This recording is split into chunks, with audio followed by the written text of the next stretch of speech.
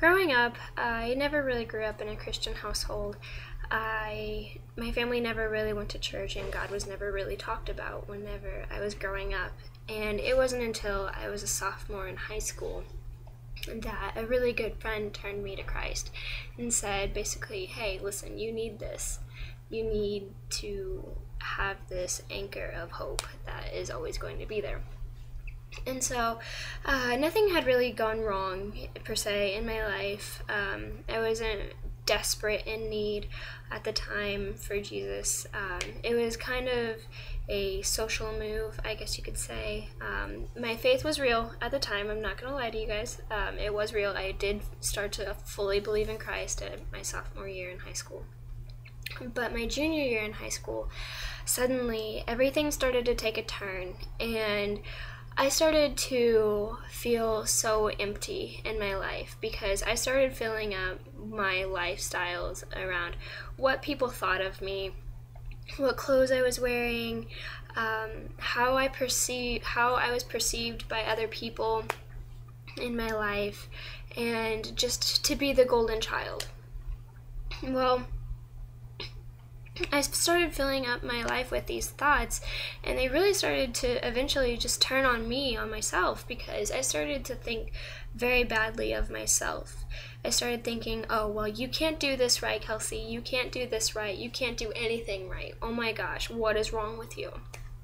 And those thoughts eventually turned more violent towards myself, and it eventually became more around the lines of, well, you're not good for anything, why would anybody want you, and everything. And so I remember it was probably the fourth or fifth night in a row that it's 3:30 in the morning and I'm wide awake and I'm crying my eyes out on the floor of my bedroom.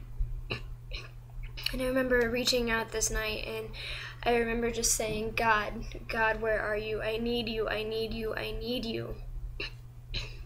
And all of a sudden, like, everything just kind of became very still within my soul, and I just heard, I just felt this audible voice saying, stop crying and pick yourself up. And so I did. And then I remember just saying, okay, now what? Now what? And I remember just feeling so overwhelmed because I felt so loved at this time. It was just God's pouring out his heart to me saying, I love you, I love you, I love you, I love you, I love you, I love you, I love you, over and over and over again. And so when I got up and I felt so amazed and excited.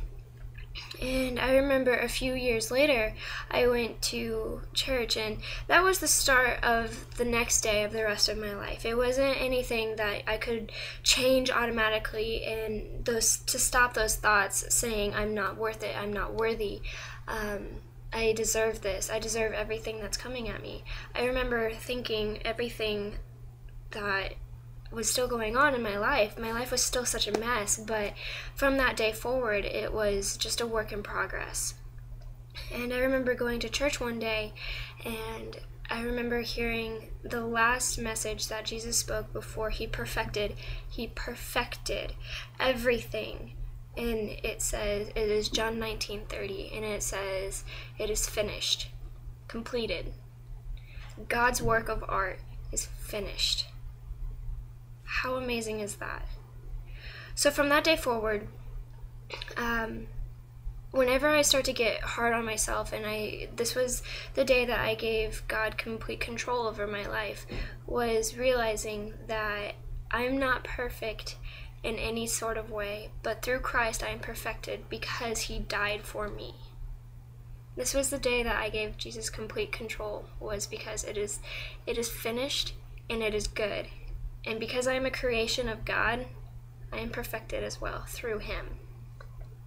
So my words to, I guess, describe my testimony are empty and finished, because my life was a mess before Christ and I didn't have any value and any worth what I felt. And through Christ I am perfected. And even though I'm still hard on myself sometimes, I just have to remind myself it's a daily, constant struggle saying it is finished, it is complete, and everything is good. Thank you.